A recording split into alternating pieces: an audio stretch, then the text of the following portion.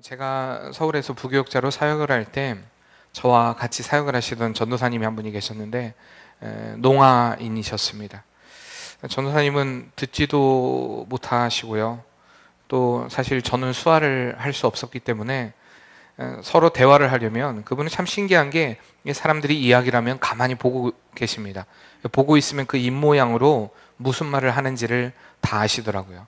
근데 저는 그분이 이제 말을 하면 못 알아듣지 않습니까? 말을 못 하니까. 그러면 이렇게 그 메모지에다가 적어서 자기가 생각하는 것, 또 자기가 하고 싶은 말들을 이렇게 적어서 저한테 주곤 했습니다.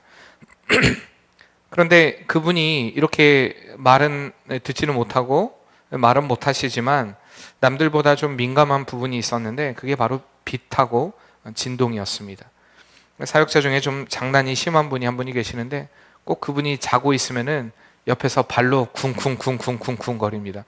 그러면은요 무슨 일이 난 줄 알고 이분은 일어나요. 남들은 그냥 소소한 진동으로 느끼는 것이 이분한테는 막 큰일이 난 것처럼 굉장히 큰 진동으로 느껴진다고 합니다. 그리고 또 잠들려고 하면 프레쉬로 막 이렇게 눈에다가 이렇게 비춰요. 이건 솔직히 제가 좀 장난이 심하다고 말을 했지만 정말 좀 못된 거죠. 자고 있으면 막 프레쉬로 비치고 그래서 깨웁니다. 아침에도 일어날 시간이 됐는데 막 남들은 벨소리를 듣고 일어나는데 이분이 벨소리를 못 들으니까 또 가가지고 프레쉬로 이렇게 쫙 비치면서 깨우더라고요. 어쨌든 빛에 대해서 그 반응하면서 일어나는 그분의 모습을 저는 잊을 수가 없습니다. 빛이라는 것은 우리에게 이렇게 좀 깨우는 그런 힘이 있습니다.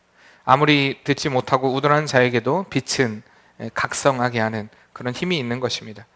성경에 보면 예수님을 이렇게 빛으로 표현하는 그런 표현들이 참 많이 있는데요. 오늘 말씀 12절에도 보면 예수님께서 자신을 빛이라고 소개하고 있습니다. 12절 말씀 다시 한번 읽어볼까요?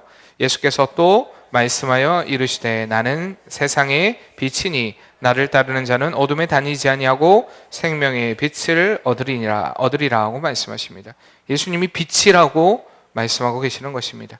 참 빛 되신 예수님을 따르는 그 삶은 더 이상 어두움에 거할 수 없는 삶이라고 말씀하고 계십니다. 왜 그렇습니까? 그 사람은 이미 생명의 빛을 얻은 자이기 때문입니다. 참 빛 되신 예수님을 알고 따라갈 때 어둠이 아닌 생명의 빛을 얻게 된다라고 우리에게 말씀해 주는 것입니다. 이 말씀뿐만 아니라 요한복음 12장 46절 말씀에도 예수님께서는 나는 빛으로 세상에 왔나니 물을 나를 믿는 자는 어둠에 거하지 않게 하려 함이라고 예수님께서 또한 말씀하십니다. 이렇듯 진정으로 예수님을 만났다고 하면 더 이상 어둠에 거하지 않는 빛에 거하게 되는 은혜가 있다라는 것, 더 이상 어둠의 권세가 우리를 넘어뜨리지 못하고요, 우리를 때로는 구덩이에, 때로는 우리를 빠뜨린다 할지라도 진정한 빛 대신 예수님이 다시 건져내시는 그 생명의 빛으로 인도하시는 은혜가 우리에게 있다는 사실을 늘 잊지 말아야 할 줄 믿습니다. 그렇기 때문에 우리가 어둠의 세력이 아무리 강한다 할지라도 요즘의 시대를 사람들이 다 어둠의 시대라고 이야기합니다. 빛을 볼 수 없는, 빛을 발견할 수 없는, 희망을 볼 수 없는 그런 시대라고 이야기를 합니다. 그러나 우리는 빛 대신 그 주님과의 동행을 포기하지 않는 그 은혜의 동행이 저와 여러분의 동행되기를 바랍니다. 오늘 말씀의 이 배경은요, 유대인의 그 절기 중에 초막절이라는 그 절기에 일어난 사건입니다. 수장절이라고 하기도 하고요, 장막절이라고도 하기도 하는 이 절기는 이스라엘의 3대 절기 중에 마지막 절기입니다. 무교절이 있고요, 그리고 다음 주에 우리가 지키게 될 맥추절이 있고요, 그 다음에 이제 있는 것이 바로 수장절이라고 하는, 초막절이라고 하는 이 절기입니다. 이 절기의 특징은 추수가 끝난 후에 또한 시작되는 절기이기 때문에 어떤 감사의 의미가 강한 어떤 절기이기도 합니다. 특별히 그 예수님의 시대 때는 이 그 광야의 불기둥, 하나님께서 이스라엘 백성들을 낮에는 구름 기둥으로 밤에는 불 기둥으로 인도하셨던 그 하나님의 인도하심을 기념하기 위해서 이 성전에 보면 여인의 뜰이라는 곳이 있는데 그 여인의 뜰에 4개의 촛대를 밝혀놓았다고 합니다. 그러니까 4개의 촛대를 밝혀놓음으로 인하여서 하나님이 우리의 삶을 이렇게 인도하셨다라는 것을 기념하게 하고 그 사람들로 인해 기억하게 하는 그러한 역할들을 감당했습니다.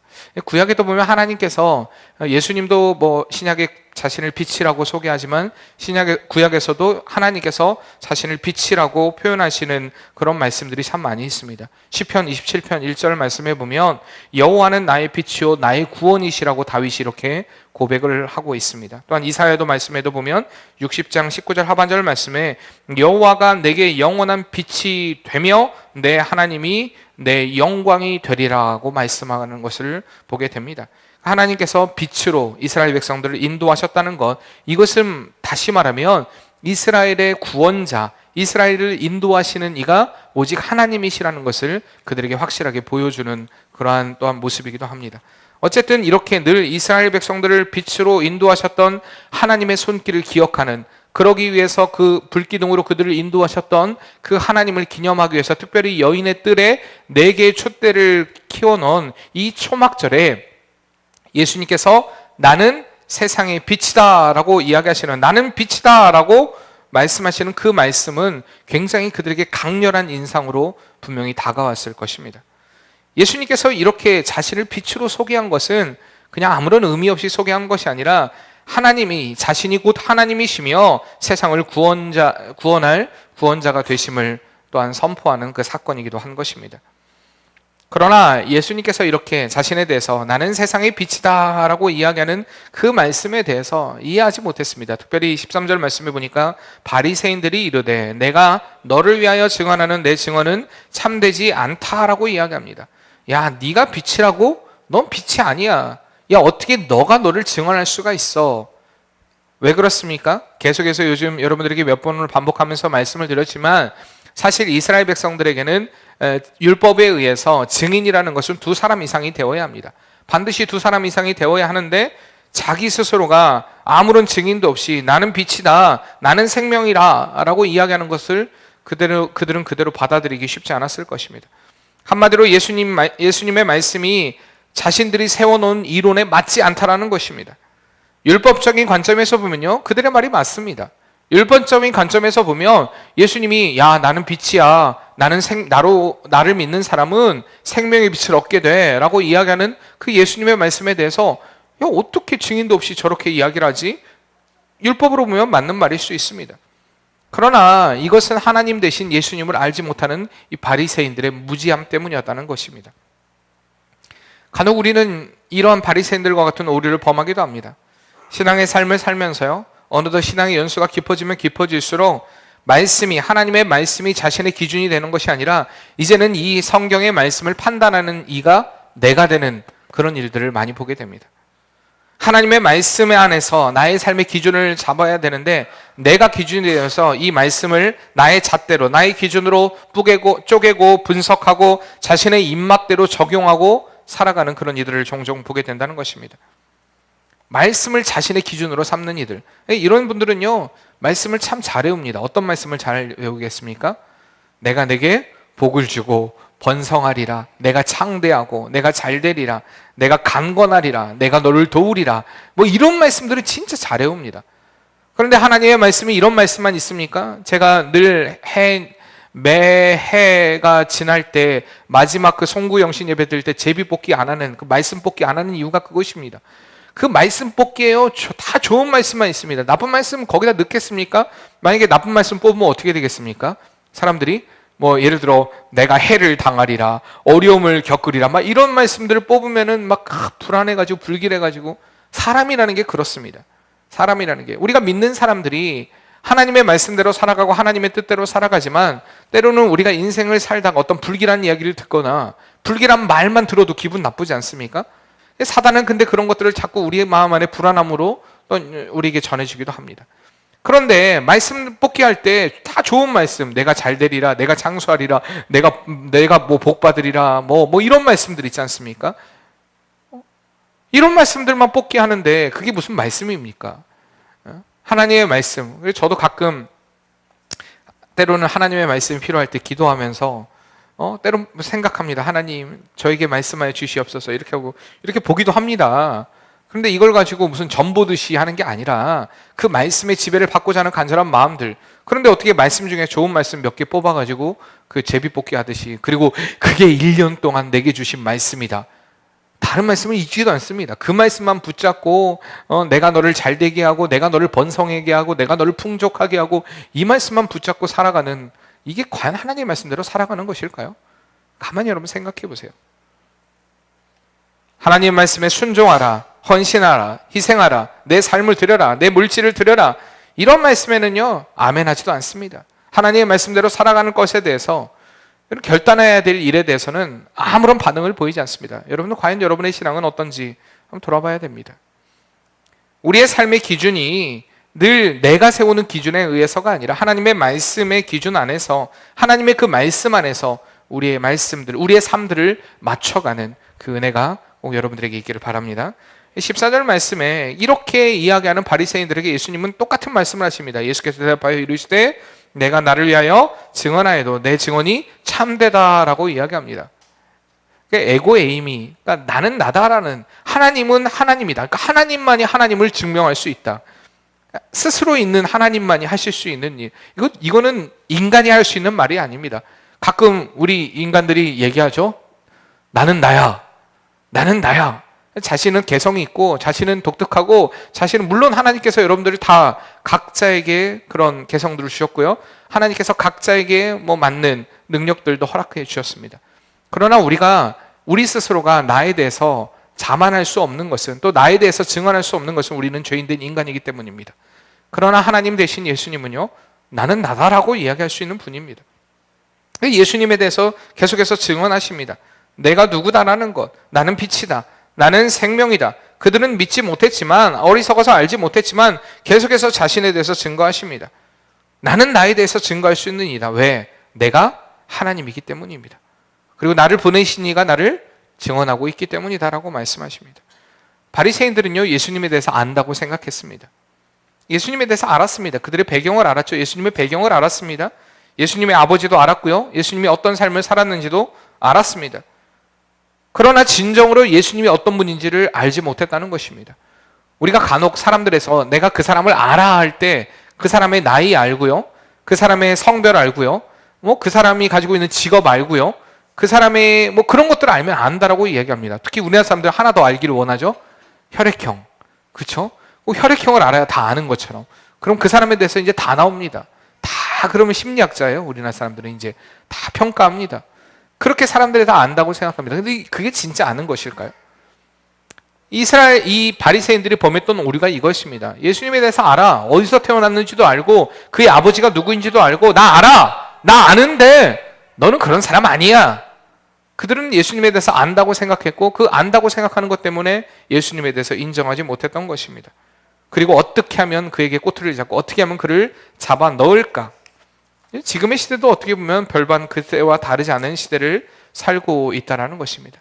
예수님은 분명히 우리에게 빛으로 오셨습니다. 그리고 예수님만이 유일한 길이요, 요한복음 14장 6절 말씀에 내가 곧 길이요 진리요 생명이니, 다시 한번요, 내가 곧 길이요 진리요 생명이니 누구로 말미암지 않고는, 나로 말미암지 않고는 누구에게로? 하나님께로 갈 자가 없다라고 말씀하십니다. 예수님이 유일한 길이요 진리요 생명이다라는 것을 분명히 말씀하시지만 그 예수님에 대해서 믿지 못하고 받아들이지 못하는 사람들이 많습니다. 그래서 자꾸 예수밖에도 구원이 있다라고 이야기합니다. 사실 이것이 인기가 있습니다. 요즘 신생 종교가 있다고 얘기하더라고요. 그저께 목사님들 만나면서 이야기를 하는데 요즘 신생 종교가 있습니다. 무슨 종교냐고 하니까 예수피 종교래요. 혹시 들어보셨습니까? 여러분들? 유튜브에도 나와 있다는데 예수피 종교라고 해서 그 사람들은 그냥 아무 말도 안 한대요. 예수피, 예수피, 예수피, 이것만 얘기한대요. 그리고 그들이 부르는 찬송가가 뭔지 아십니까? 거룩한 찬송가입니다. 봉당 봉당 돌을 던지자 이게 진짜 찬송가입니다. 그들이 부르는. 근데 그걸 부르면서 막 울어요. 누나 몰래 돌을 막 이러고 울면서 노래를 한답니다. 그러면서 예수피, 예수피 그것만 한대요. 이런, 그게 진짜 예수만이 길이요 진리요 생명인 걸 믿는 것입니까? 좀 이상한, 요즘에 하여튼 이상한 사람들이 많이 나타납니다. 예수밖에 구원에 대한 얘기도 참 많이들 합니다. 그렇죠? 내가 예수다 라고 이야기하는 사람도 참 많습니다. 우리나라에 예수라고 얘기한 사람이 50명이 넘습니다. 100명 가까이 되겠다고 얘기를 하는데 요즘에는 몇 명이나 되는지 모르겠네요. 이러한 일들. 그러나 정말 참 빛 대신, 유일한 빛 대신 예수님께만 집중하고 그분만을 따라간다면 우리 모든 것이 해결되는데, 사실 예수님을 이렇게 따라가지 못하고 내 생각대로, 내 판단대로, 내 지식으로, 내 경험으로 어떤 학적으로 분리하고 하려고 하는 것들, 이런 것들이 너무 많다는 사실입니다. 뭐 이렇게 예수님을 따라가는데 조건이 복잡하고요, 우리가 묻고 따지지도 않는, 정말 예수님에서 보험만 묻고 따지지 않는 게 아니라 정말 예수님을 믿는 그 믿음 안에서 우리가 묻고 따지지 않고 주님을 따라가는 그런 복된 삶이 저와 여러분의 삶이 되어야 할 줄 믿습니다. 이렇게 우리는 이 시대 가운데 정말 예수님만이 유일한 길이다라고 이야기하면 사람들은 이야기합니다. 야, 너는 왜 이렇게 독선적이야, 독단적이야, 너는 왜 이렇게 융통성이 없어. 그러나 우리가 주님을 따르는 길은 어떤 융통성을 갖는 길이 아닙니다. 유일한 길입니다. 유일하게 우리가 따라야 될 길, 그 주님만을 믿고 따라갈 때 12절 말씀에 생명의 빛을 얻게 된다라고 우리에게 말씀하고 있는 것입니다. 이 빛을 체험한 사람들은요, 반드시 변화가 일어납니다. 중국에 선교를 떠났던 한 선교사가 중국인에게 이렇게 묻습니다. 당신은 복음에 대해서 들어본 적이 있습니까? 라고 물었습니다. 그때 그 사람이, 나는 사실 복음에 대해서 잘 들어본 적이 없습니다. 그런데요, 나는 복음에 대해서 본 적이 있습니다. 복음에 대해서 본 적이 있다. 그러면서 그 사람이 이야기를 꺼냅니다. 내가 알고 있는 한 남자가 있었습니다. 그는 유명한, 전국을 공포에 휩싸이게 했던 아주 유명한 테러리스트입니다. 그런데 그는 때로는 야생 동물처럼 매우 포악하고 사나웠으며 수시로 아편을 맞고 밑바닥의 삶을 살았습니다. 그러던 어느 날 그가 예수라는 사람을 만나고, 예수라는 분을 만나고 아주 딴 사람으로 변화된 것을 보았습니다. 그는 지금 매우 온순하고 더 이상 사악하지도 않고 아편도 하지 않았습니다. 나는 그가 변해가는 모습을 보면서 복음을 위해, 예수님을 위해 예배 드리는 것이 참 좋은 것임을 알고 있습니다. 나는 복음을 듣지 못했지만 복음을 보았습니다 라고 이야기하는 그런 증거를 했다고 얘기합니다. 그렇습니다. 예수님을 믿는다라는 것은요, 이렇게 완전히 변화되는 것입니다. 예수님을 믿는다는 것은요, 한번 따라해 볼까요? 말씀 앞에서 내 생각과 뜻을 접는 것이다. 우리가 마태복음 16장에 보면 예수님께서 이제 곧 내가 십자가에서 순환을 당할 것이다, 십자가의 고난을 당할 것이다 라고 말씀하십니다. 그 말씀하실 때 베드로가 22절 말씀에 보면 짠 하고 나타납니다. 예수님께 뭐라고 얘기합니까? 예수를 붙들고 항변하여 이르되 주여 그리하지 마옵소서, 결코 이 일이 주께 미치지 아니하겠나이다, 아니하리다. 예수님이 십자가에 못 박히시는 것을 인정하고 싶지 않았습니다. 실질적으로 그는 예수님이 잡혀가실 때 말고의 귀를 칼로 내리치면서 예수님이 십자가에 못 박히시는 것을 막았던 일이 있었습니다. 그때 베드로에게, 야, 너 그래, 나를 위해서 이렇게 내 편이 되어주는 네가 있어서 참 좋다, 예수님이 이렇게 말씀하지 않으셨습니다. 아마 요즘 말로 하면요, 요즘에 만약에 제가 예수님은 아니지만 목사님, 제가 목사님의 편이 되어드릴게요, 목사님 힘내세요, 목사님 그 길을 걸어가지 마세요 라고 이야기하면, 제가 만약에 예수님처럼, 제 예수님 아닙니다, 그러나 예수님처럼 23절에 예수님이 이렇게 얘기하시거든요. 예수께서 돌이키시며 베드로에게 이르시되 사단아 내 뒤로 물러가라, 너는 나를 넘어지게 하는 자로다. 내가 하나님의 일을 생각지 아니하고 도리어 사람의 일을 생각하는도다. 만약에 이렇게 얘기했다고 생각해 보세요. 목사님 그 길은 안 돼요. 그런데 갑자기 제가 사단아 물러가라. 여러분, 어떻게 목사님 그럴 수가 있어, 저렇게 매정할 수가 있어, 내가 목사님 편을 들어줬는데. 근데 베드로는 근데 예수님 곁을 떠나지 않습니다. 이런 말을 들었음에도 불구하고 베드로의 생각은 예수님이 십자가에 죽으면 안 된다라고 생각했습니다. 그러나 하나님의 계획은 예수님이 십자가에 못 박혀 죽으심으로 인하여서 우리의 죄를 사해 주시는 것이 하나님의 계획이었다는 것입니다. 우린 때로는 이렇게 인정에 의해서 무너질 때가 많습니다. 내가 하나님의 길을 걸어가긴 걸어가야 되는데 때로는 내 처자식이 자꾸 생각이 납니다. 이 길을 걸어가게 되면 과연 우리는 어떻게 삶을 살까, 이런 걱정들 있잖아요. 그래서 포기하게 됩니다. 하나님의 일을 걸어가는 데 있어서 자꾸 인정이 생각이 나고요, 자꾸 어떤 상황들이 생각이 나고 형편 처지를 돌아보게 되는 것, 여러분, 그것이 하나님의 일이 아닐 때가 많습니다. 하나님의 생각이 아닐 때가 많습니다. 그러나 그 모든 것들, 그 일에 우리가 순종하고 나아갈 때, 때로는 내 고집, 내 아집, 내 생각을 접고 그 길을 걸어갈 때, 말씀을 붙잡고 따라갈 때 우리에게 생명의 길이 열리게 된다는 사실, 여러분 꼭 잊지 마시길 바랍니다. 그리고 두 번째로 예수님을 믿는다는 것은요, 따라해봅시다. 예수님을 위해 목숨을 거는 것이다. 주님을 따르는 길은요, 목숨 내놓고 하는 길입니다. 목숨 내놓고 걷는 길입니다. 중앙아프리카에서 선교하는 중에 순교를 당한 선교사님이 계시는데 그 조지 아클레이라는 선교사님입니다. 이 아클레이 선교사님이 원주민들이 자신을 향해 복음을 전하는 자신을 향해 죽이려고 다가올 때 그의 손에는 권총이 들려 있었습니다. 분명히 그 권총을 가지고 위협하거나 쏴서 그들을 달아나게도 할 수 있었습니다. 그러나 그는 그 순간에 권총을 들지 않았습니다.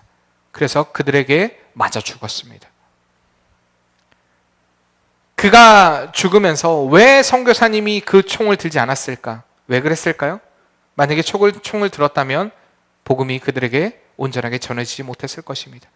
결국엔 그렇게 죽어갔기 때문에 그의 죽음이, 하나님은요 반드시 믿음의 사람의 죽음을 헛되게 하지 않으십니다. 결국에는 복음이 그들에게 증거되는 역사가 일어나게 되는 것입니다. 여러분, 우리가 늘 매 순간 하나님의 일을 먼저 생각해야 됩니다. 내가 목숨을 건다라는 게 여러분 큰일인 것처럼 보일 것입니다. 내가 예수님을 위해 목숨을 건다고? 이건 너무 큰일이야. 근데 여러분들 매 순간 연습하셔야 돼요. 매 순간 하나님의 편을 선택해야 됩니다. 내가 이렇게 하는 것이, 내가 이렇게 행동해야 하는 것이 믿지 않는 사람들에게 덕이 되지 않거나 그들에게 있어서 하나님을 믿지 못하게 되는 계기를 만들어주는 일이라면 우리는 그것을 포기해야 됩니다. 간혹 이야기합니다. 주일날 돈을 써야 합니까? 여러분, 주일날 돈을 써야 합니까? 쓰지 말아야 합니까? 써야 할까요? 쓰지 말아야 할까요? 여러분, 오늘 돈 안 쓰시고 오신 분 다 차 타고 오셨잖아요. 돈 쓰고 오시지 않으셨어요? 자, 돈을 써야 됩니까? 말아야 됩니까? 여러분, 그런 질문 앞에 율법적인 자꾸 대답을 하려고 하지 마시기 바랍니다. 돈을 쓰지 말아야 되냐? 제가 아는 교회가 엄청 큰 교회인데, 무슨 교회라고 얘기하지 않겠습니다. 서울의 어떤 교회인데, 그 옆에 교회 옆에 가게는 주일날 반드시 문을 엽니다. 왜 그럴까요? 대목이라요. 왜요? 교회 사람들이 꼭 주일날 그 가게에 와서 밥을 먹기 때문입니다. 자, 밥 먹는 게 뭐가 나쁘겠습니까? 근데 그로 인하여서 그 사람이 주일날 문을 닫지 못하게 하고 교회를 나오지 못하게 하는 이들이 누굽니까? 거기서 밥을 사 먹는 이들 아니겠습니까? 무슨 얘기인지 아시죠? 내 행동 하나로 인하여서 믿지 않는 자들에게 상처가 되고 아픔이 되고 어려움이 되고 내지는 그들이 예수님께로 돌아오지 못하게 하는 행동이라면 우리는 때로는 그것을 과감하게 버릴 줄 알아야 합니다. 이것이 주님을 위해서 우리가 생명을 거는 자의 삶이라는 것입니다. 등불은요, 말을 하지 않고 빛을 비춥니다. 등대는요, 소리를 내지 않고 빛을 발합니다. 진정한 참빛 대신 예수님을 만난 사람은요, 변하게 됩니다. 더 이상 어둠 안에 거할 수 없기 때문에 거짓과 속임수에 거할 수 없습니다.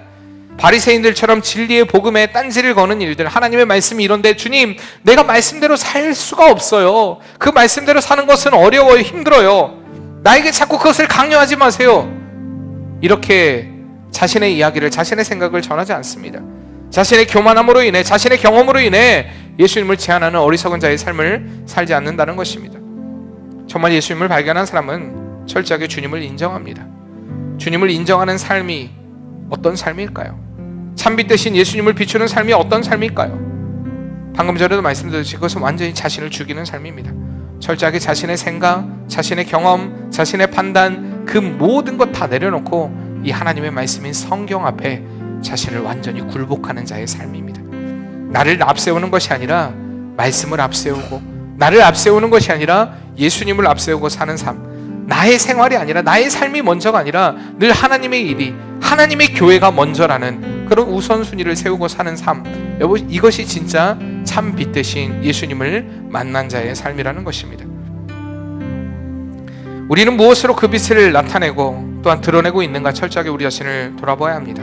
그리고 우리는 오늘 이 시간에 결정해야 합니다. 빛 대신 예수님을 인정함으로 생명의 빛을 얻은 자의 길을 걸어갈 것인가, 아니면 여전히 어둠의 세력에 사로잡혀 멸망의 길을 걸어갈 것인가, 우리가 지금 이 시간에 결단해야 될 줄 믿습니다. 중간이란 없습니다. 상황에 따라 움직이는 믿음, 그건 진짜 믿음 아닙니다. 우리가 늘 하나님 앞에 예배할 때도, 목사님, 내가 이렇게 예배 가운데 오게 되는 그 가정 가운데 얼마나 힘들었는지 아십니까? 자꾸 여러분들 어떤 분들은 저에게 내가 왜 주일날 예배드리지 못했는지에 대한 이야기들을 자꾸 늘어놓습니다. 근데 진짜 여러분들이 하나님의 편을 결정하면요, 어떤 이야기가 되느냐, 내가 왜 예배를 못 드렸는가, 내가 왜 하나님 앞에 온전히 서지 못했는가, 이것에 대해서 자꾸 자기 변명을 하는 것이 아니라 내가 이렇게 했더니 하나님께서 나를 예배할 수 있도록 인도해 주셨다, 하나님의 선한 손길이 도저히 불가능한 그 상황 가운데 나를 예배하는 자로 서게 하셨다. 여러분, 이런 간증들이 흘러나오게 됩니다. 이게 진짜 믿음의 사람의 간증이라는 것입니다. 여러분, 한 가지 질문하고 싶습니다. 사단이 우리에게 죄를 짓게 할까요? 여러분, 그렇게 생각하십니까? 사단이 우리에게 죄를 짓게 합니까? 그럴까요? 대답은 노입니다. 절대 사단이 우리에게 죄를 짓게 하는 것이 아닙니다. 단지 사단은 죄의 유혹의 자리에 우리를 이끌어 갈 뿐입니다. 죄를 짓는 건 누굽니까? 납니다. 자꾸 핑계하지 마시길 바랍니다. 아담과 하와처럼 핑계하지 마시길 바랍니다. 사단이 나를 죄를 짓게 했습니다. 이 뱀이 나에게 유혹을 해서 선악과를 따먹게 했습니다. 뱀은 유혹을 했지 선악과를 따먹은 건 누굽니까? 하와입니다. 자신입니다. 근데 우리는 간혹 자꾸 핑계하기를 좋아합니다. 하나님의 일에 결정하는 데 있어서 자꾸 핑계하게 됩니다. 그러나 분명히 하나님은 하나님의 편을 선택할 수 있도록 우리에게 은혜를 베풀어 주셨습니다. 여러분, 그 믿음의 길을 선택하기를 바랍니다. 참 빛 대신 주님을 선택하기를 바랍니다. 설사 우리가 그 죄악의 길에 거했다 할지라도, 그 길에서 쓰러지고 넘어졌다 할지라도 다시 참 빛 대신 주님 바라보고 일어서는 그 은혜가 있기를 바랍니다. 그렇게 주님의 은혜를 기억하면서 끝까지 내 고집, 내 아집이 아니라 정말 내 모든 것을 내려놓고 주님 앞에 나의 삶을 내어 맡길 때, 여러분, 그 안에, 우리 안에 정말 참 빛 대신 예수의 생명의, 예수의 빛이, 생명의 빛이 차고 넘치는 은혜의 삶이 될 줄 믿습니다. 우리 옆에 분들에게 인사하시길 바랍니다. 이 참 빛 되신 예수님을 놓치지 마시길 바랍니다. 빛 대신 예수가 살아 숨쉬는 삶이 되길 바랍니다. 여러분, 이 삶이 오늘 우리 맑은 샘 공동체의 삶 되길 바랍니다. 그러므로 인하여서 예수의 빛으로 인하여서 다시 일어서는 그 은혜가 우리에게 꼭 있기를 바랍니다. 우리 같이 이 시간에 찬양합시다. 우리 영혼에 주가 주신 꺼지지 않는 빛이 있네. 오직 주님께 우릴 드릴 때에 그 빛을 밝혀 주시리라. 이제 일어나 소망이 없는 어두운 세상에 나가라. 내 빛 비춰라. 모두 알도록 빛을 들고 세상으로, 빛을 들고 세상으로 절망에 빠진